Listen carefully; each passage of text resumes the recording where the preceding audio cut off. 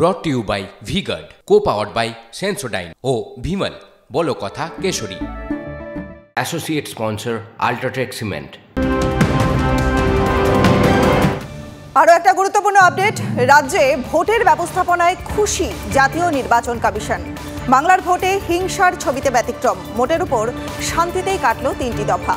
রাজ্যের মুখ্য নির্বাচনী আধিকারিক আরিজ আফতাবের প্রশংসা কমিশনার রাজীব কুমারের। 4র্থ দফাতেও এই ধারা বজায় রাখার নির্দেশ কমিশনের। গ্রামের দীর্ঘদিনের একটা দাবি রয়েছে, একটা রাস্তা আর একটা সেতু।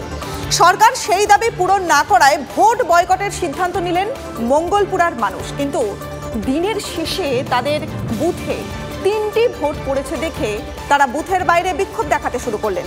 গ্রামবাসীদের দাবি, বিক্ষোভ তুলতে লাঠিচার্জ করল পুলিশ। পুলিশের পাল্টা যুক্তি, বুথে একটি ভোটিং ইউনিটের খোঁজ মিলছিল না। বিক্ষোভকারীদের হাত থেকে সেই ভোটিং মেশিন বাঁচাতেই যা করার করা হয়েছে। মঙ্গলপুরায় সংঘর্ষ বেঁধে গিয়েছিল, আর তাতে গ্রামবাসী এবং পুলিশ দুপক্ষই আহত হয়েছেন। মঙ্গলপুরা গ্রামে পুলিশ পিকেট বসেছে, কিন্তু পুলিশের ভয়েই গ্রাম ছেড়েছেন গ্রামের অধিকাংশ বাসিন্দা।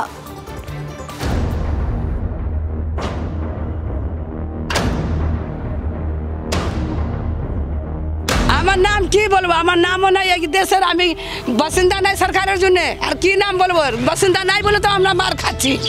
আজকে সরকারের লোক থাকতাম, বাসিন্দা থাকতাম, তো এত মার খাইতাম না বহু বেটি নিয়ে।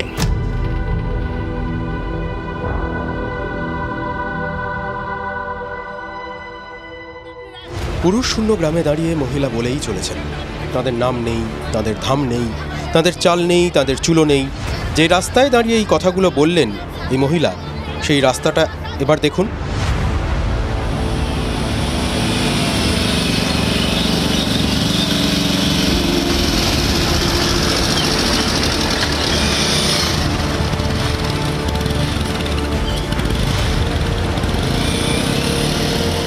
দুদিনের বৃষ্টিতে গোড়ালি সমান কাদা, প্যাচ প্যাচে পথে অচেনা পথিককে সাবধানে হাঁটতে হয়। পা টিপে টিপে হাঁটতে হাঁটতে কাঁচা রাস্তা ধরে গ্রামের একটার পর একটা বাড়ির সামনে দাঁড়ালেন TV9 বাংলার সাংবাদিক। গ্রামের ছেলে বুড়ো জোয়ানরা সব কই? উত্তর এলো, ভট্টার পুরুষরা সব বাড়ি থেকে চলে যায়, বাড়িতে থাকতে পারি না।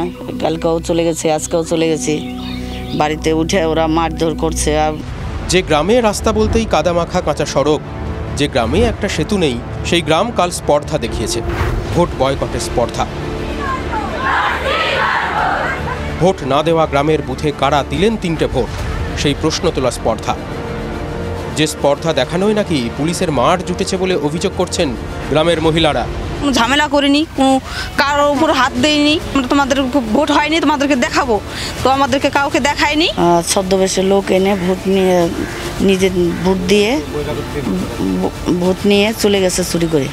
রিজার্ভ করে গাড়ি, রিজার্ভ করে মালদা, বুলবুলি, সব জায়গায়, যে 12 মাইল সব জায়গায় গেছি। আমাদেরকে কেউ কথা শুনিনি, ভিডিও কথা শুনিনি। প্রতিশ্রুতি দেয় কিন্তু কেউ আমাদের করে দেয় না রাস্তা। ওর জন্য আমরা অবশেষে এই পদক্ষেপটা নিতে বাধ্য হয়েছি। যারা গ্রামের রাস্তা করে দিতে পারেননি, সেতু দিতে পারেননি, যারা কথা না রাখায় মঙ্গলপুরা ভোট দেয়নি, সেই নেতারা এরপর কি মঙ্গলপুরার মঙ্গল চাইবেন? এবার নজর রাখবো ঘাটালে। কেন?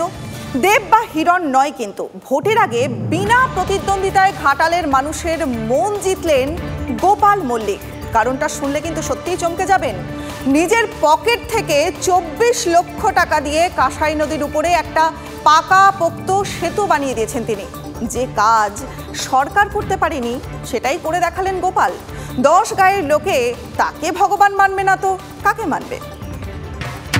শুনুন শুনুন শুনুন, দারুণ খবর, জবর খবর, ফিরে এসেছেন গৌরী সেন।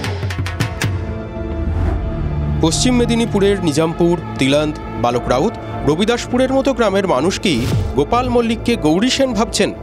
কারণ লাগে টাকা, তো দিয়েছেন গোপাল মল্লিক গৌরী সেনের মতোই। দাসপুর 1 নম্বর ব্লকে কাঁসাই নদীর ওপর কোনো সেতু ছিল না, যা ছিল সেটা সাঁকো, নড়বড়ে বাঁশের সাঁকো। সেই সাঁকো ফি বছর বন্যায় ভেসে যেত, ভেঙে যেত। রাত বিরেতে কেউ অসুস্থ হলে অ্যাম্বুলেন্স ডেকে হাসপাতালে নিয়ে যাওয়ার উপায় ছিল না। হাসপাতাল পৌঁছতে 5 থেকে 6 কিলোমিটার রাস্তা উজিয়ে যেতে হতো। এত সমস্যা সত্ত্বেও দাসপুর 1 নম্বর ব্লকের অতগুলো গ্রামের মানুষ এতদিন পাকাপোক্ত ব্রিজ পাননি কেন? উত্তরটা পরিষ্কার, নেতারা চাননি বলে। নেতারা চাননি তাই সরকার মাথা ঘামায়নি, সরকার মাথা ঘামায়নি তাই প্রশাসনও গা করেনি। অবশেষে গোপাল মল্লিক 24 লক্ষ টাকা দিলেন, সেতু হলো। সেতুর জন্য আপনারা গ্রামের তরফ থেকে প্রশাসনকে কখনো আবেদন করেছিলেন? হ্যাঁ, সেরকম কিছু ফল হয়নি? না, রাবারের সমস্যা, এপারের লোককে এপারে নিয়ে যেতে পারছি নি, আর সেপারের লোককে এপারে আনতে পারছি না। আমাদের খুব সুবিধা, বন্যায় তো প্রচুর অসুবিধা হতো, যাতায়াতে পারাপারে খুব অসুবিধা হতো। সেই জিনিসটা আমাদের খুব ভালো হলো, খুব আনন্দ হলো। সবসময় যেমন চাই এইটা যেমন ভালোভাবে থাকে। পেশায় কৃষক গোপাল মল্লিক, চাষবাস ছাড়াও তার ফেরি পারাপারের ব্যবসা আছে। গ্রামের সাঁকো থেকে টোল নেওয়ার কাজটাও নাকি গোপাল করেন।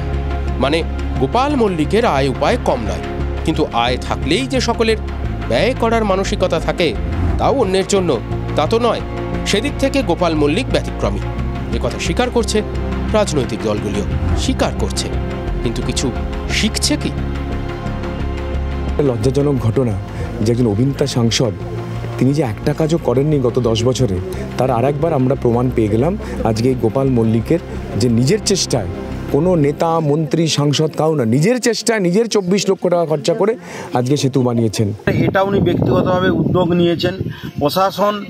প্রশাসন সময় লাগবে, পোল হয়তো তৈরি হবে, কিন্তু মানুষের প্রয়োজন আছে। সারা পশ্চিমবঙ্গ জুড়ে এরকম প্রতিশ্রুতির বন্যা বইয়ে দেয় তৃণমূল কংগ্রেস নির্বাচনের সময়। আর নির্বাচনটা ঠিক হয়ে গেলে পারি তারা এইসব থেকে নিজেদেরকে সরিয়ে নেয়, তারা মেতে ওঠে শুধুমাত্র তাদের নিজেদের আখের গোছানোর জন্য। Brought to you by V Guard, co powered by Sensodyne ও ভিমল, বলো কথা কেশরী। Associate sponsor UltraTech cement.